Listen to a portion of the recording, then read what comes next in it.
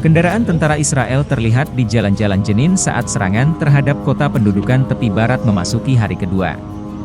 Kementerian Kesehatan Palestina di Ramallah mengatakan pasukan Israel menewaskan 8 orang dan melukai hampir 20 orang dalam serangan yang dimulai pada Selasa pagi, 21 Mei.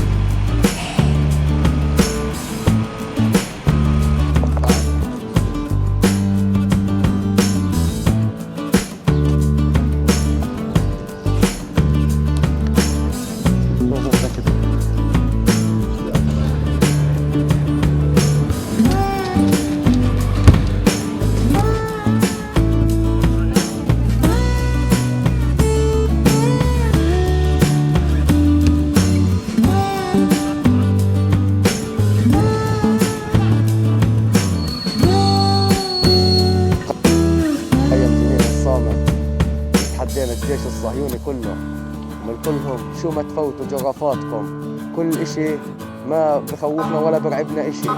احنا صامدين بمخيمنا وبنفتخر بكتيبتنا وبشبابنا وبأطفالنا. الله يحمي كتيبتنا من مخيم جنين الصامد.